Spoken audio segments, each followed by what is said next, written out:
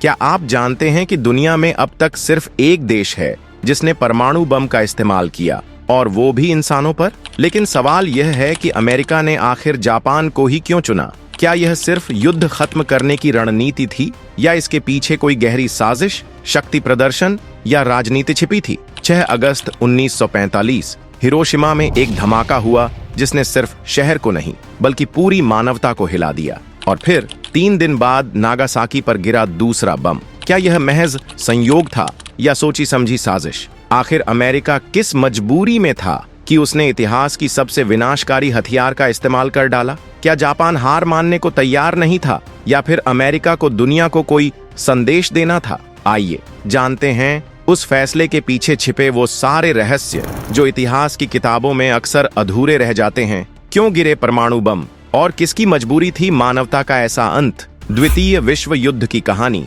एक आग जो 2 महाद्वीपों में भड़क उठी। साल था 1939। यूरोप की जमीन पर हलचल तेज हो रही थी। एक सन्नाटा जो तूफान से पहले का था, और फिर अचानक एक धमाका। जर्मनी के तानाशाह एडोल्फ हिटलर ने पोलैंड पर धावा बोल दिया। यहीं से शुरू हुआ था इंसानी इतिहास का सबसे विनाशकारी युद्ध, द्वितीय विश्व युद्ध। 6 साल तक ये जंग दुनिया के कोने कोने में फैलती रही। शहर खाक हुए, देश टूटे और लाखों जिंदगियां तबाह हो गईं। इधर अमेरिका अभी तक मैदान से दूर था। वह तटस्थ बना बैठा देख रहा था कि यूरोप किस तरफ जा रहा है। लेकिन धरती के दूसरे सिरे पर एशिया में एक और शक्ति उभर रही थी, जापान। जापान उस दौर में सिर्फ एक देश नहीं था, वो एक सैन्य मशीन बन चुका था जिसे भूख थी जमीन की, सत्ता की और वर्चस्व की। 1931 में उसने मंचूरिया पर कब्जा किया। फिर 1937 में उसकी सेनाएं चीन की राजधानी नानजिंग पर टूट पड़ीं, जहां ऐसा नरसंहार हुआ कि इतिहास कांप उठा। इस घटना को आज भी लोग याद करते हैं रेप ऑफ नानजिंग के नाम से, जहां मौतों का आंकड़ा नहीं, चीखें गिनती थीं।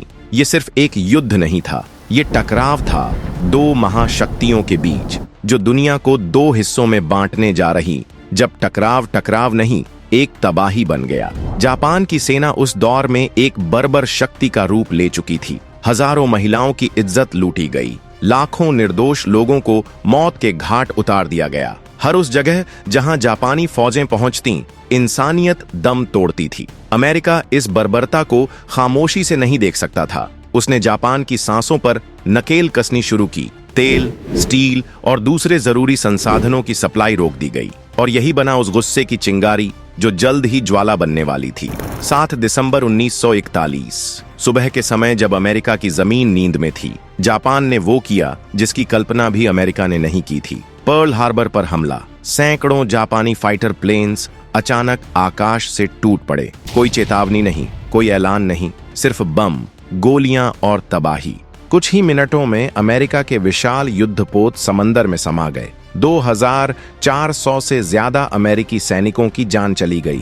अब अमेरिका के पास चुप रहने का विकल्प नहीं था। उसने युद्ध में कूदने का ऐलान कर दिया, और इसके साथ ही इतिहास ने करवट ली। अमेरिका और जापान आमने सामने थे, और ये लड़ाई थी अंत तक जाने वाली। फिर शुरू हुआ एक गुप्त प्रोजेक्ट, इतना खुफिया कि इसकी भनक हवा को भी न लगी। नाम था मैनहट्टन प्रोजेक्ट। यहाँ विज्ञान ने एक ऐसा हथियार बनाया जिसने मानवता की आत्मा तक को दहला दिया। जब वैज्ञानिक जे रॉबर्ट ओपेनहाइमर ने उस दिन बम विस्फोट के बाद कहा, मैं मृत्यु बन गया हूँ, संसारों का विनाशक, तो पूरी दुनिया समझ गई इंसान ने अपने ही हाथों अपनी कब्र खोदनी शुरू कर दी है। एक खत जो दुनिया की किस्मत बदलने वाला था। साल था 1939। दुनिया एक भीषण युद्ध की ओर बढ़ रही थी, लेकिन एक ऐसा खतरा था जिसकी आहट बहुत कम लोगों ने सुनी थी। अल्बर्ट आइंस्टीन और लियोस जिलार्ड, 2 महान वैज्ञानिकों ने अमेरिका के राष्ट्रपति फ्रैंकलिन डी रूजवेल्ट को एक पत्र लिखा। उस खत में चेतावनी थी, नाजी जर्मनी एक ऐसा हथियार बना रहा है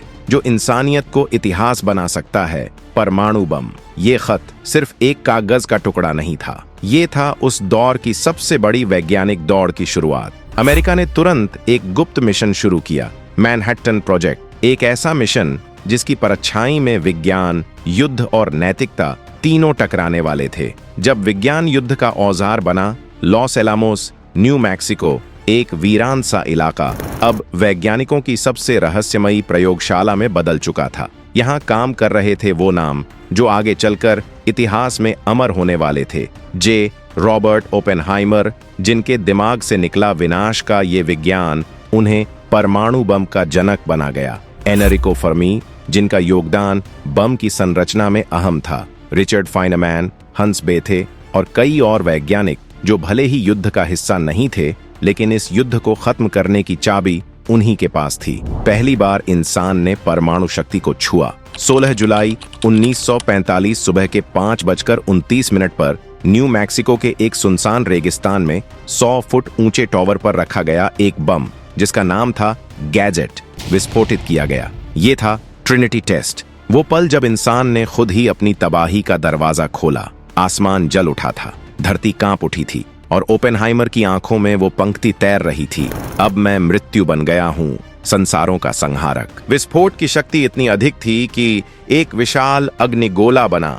मशरूम के आकार का बादल 7.5 मील ऊंचाई तक गया। शॉक वेव 100 मील दूर तक महसूस की गई और रेगिस्तान की रेत ट्रिनाइटाइट नामक हरे कांच में बदल गई। ओपेनहाइमर ने इस दृश्य को देखकर भगवत गीता की एक पंक्ति याद की, अब मैं मृत्यु बन गया हूं, संसारों का संहारक। अमेरिका का निर्णय, एक रणनीति या धमकी? क्या परमाणु बम गिराना एक सैन्य आवश्यकता थी या एक राजनीतिक संदेश? जापान की आत्मसमर्पण न करने की जिद, बुशिडो का प्रभाव 1945 तक। जापान की स्थिति बेहद कमजोर हो चुकी थी, उसके कई शहर बमबारी में तबाह हो चुके थे, नौसेना लगभग नष्ट हो गई थी और अर्थव्यवस्था चरमरा गई थी। फिर भी जापान आत्मसमर्पण को तैयार नहीं था। इस जिद के पीछे था बुशिडो, समुराई योद्धाओं की आचार्य संहिता, जो सम्मान के लिए मरने को सर्वोच्च मानती थी। जापानी सैनिकों और नागरिकों में यह भावना थी कि आत्मसमर्पण से बेहतर है मृत्यु। इस मानसिकता ने जापान को अंतिम क्षण तक लड़ने के लिए प्रेरित किया।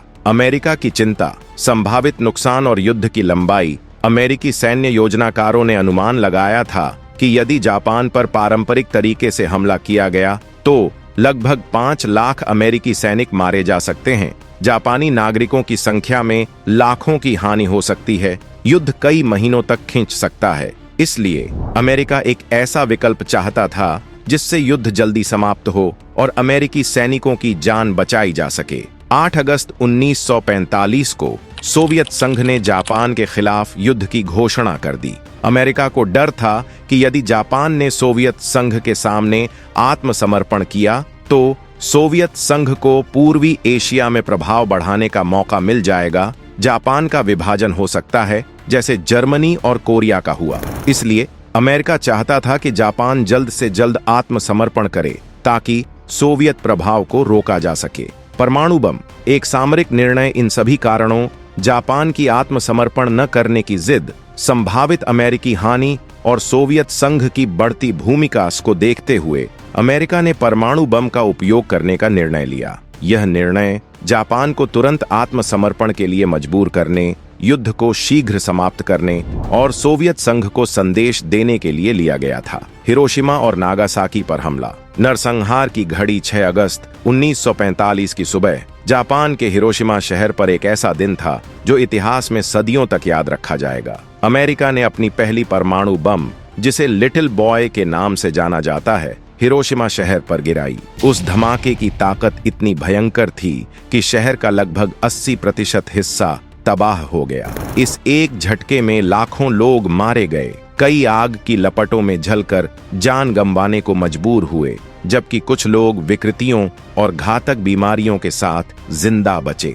फिर भी जापान ने हार स्वीकार करने से साफ इनकार कर दिया। केवल 3 दिन बाद 9 अगस्त 1945 को अमेरिका ने नागासाकी पर दूसरा परमाणु बम गिराया, जिसे फैट मैन कहा जाता है। इस हमले ने भी व्यापक तबाही मचाई, हजारों आम नागरिकों की जान ले ली और शहर का बड़ा हिस्सा तबाह कर दिया। इस दोहरे विनाश के बाद जापान की स्थिति पूरी तरह से कमजोर पड़ गई थी। सरकार और जनता दोनों युद्ध जारी रखने की हिम्मत नहीं रखती थे। अंततः 15 अगस्त 1945 को जापान ने औपचारिक रूप से आत्मसमर्पण का ऐलान कर दिया।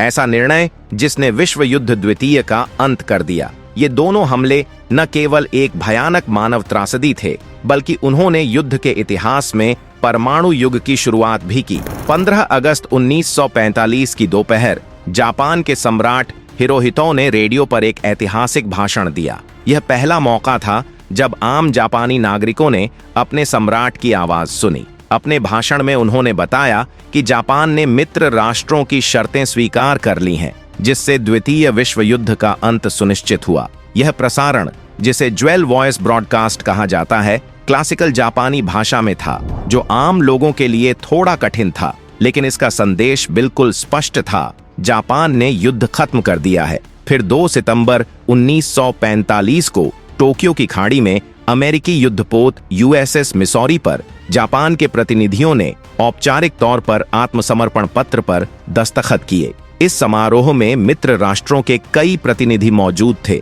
और यह दिन द्वितीय विश्व युद्ध के आधिकारिक समापन का प्रतीक बन गया। यह क्षण न सिर्फ युद्ध के अंत का संकेत था, बल्कि शांति और पुनर्निर्माण की नई शुरुआत भी थी। विवाद और बहस, क्या परमाणु बम जरूरी था? आज भी इतिहासकार इस बात पर मतभेद करते हैं कि क्या हिरोशिमा और नागासाकी पर परमाणु बम गिराना अनिवार्य था या यह सिर्फ एक ताकत का प्रदर्शन था। परंपरावादी इतिहासकारों का मानना है कि जापान तब आत्मसमर्पण के मूड में नहीं था। अगर परमाणु बम का इस्तेमाल नहीं किया जाता तो अमेरिका को जापान पर जमीन पर आक्रमण करना पड़ता, जिससे लाखों अमेरिकी और जापानी नागरिकों की जानें जा सकती थीं। दूसरी ओर पुनरावलोकनवादी इतिहासकार तर्क देते हैं कि जापान पहले से आत्मसमर्पण के संकेत दे चुका था। उनके अनुसार बम गिराने का मुख्य मकसद सोवियत संघ को दिखाना था कि अमेरिका के पास बेहद विनाशकारी हथियार हैं। उनका कहना है कि यदि अमेरिका ने जापान को सम्राट को बरकरार रखने की अनुमति दी होती तो युद्ध बिना परमाणु हथियारों के भी खत्म हो सकता था। शारीरिक और मानसिक स्वास्थ्य पर असर। हिबाकुशा यानी वे लोग जो परमाणु विस्फोटों से बच गए, उन्हें जीवन भर रेडिएशन के गंभीर दुष्प्रभाव झेलने पड़े। इनमें शामिल थे कैंसर, ल्यूकेमिया, थायराइड, स्तन, फेफड़ों और पेट के कैंसर के मामले भारी मात्रा में बढ़े। केलॉइड्स, त्वचा पर गहरे निशान जो जलने के बाद बने, जिससे शारीरिक पीड़ा के साथ साथ मानसिक कष्ट भी हुआ। मानसिक रोग, POSD, post traumatic stress disorder, depression और चिंता जैसे मानसिक विकार आम हो गए। हिबाकुशा, जो उस त्रासदी के साक्षी हैं, उनके जख्म सिर्फ शरीर पर नहीं थे, बल्कि आत्मा तक गहरे तक जले थे। कैंसर, जन्मजात दोष और मानसिक आघात उनका सच्चा दर्द था। हर साल 6 और 9 अगस्त को हिरोशिमा और नागासाकी में जब मोमबत्तियां जलाई जाती हैं, तो यह श्रद्धांजलि के साथ साथ एक बार फिर दुनिया को यह याद दिलाने का मौका होता है कि ऐसी त्रासदी दोबारा कभी न हो। दोस्तों, यह थी हमारी आज की कहानी। एक ऐसी घटना जो भले ही इतिहास की किताबों में दर्ज है, लेकिन उसका असर आज भी हमारे बीच मौजूद है।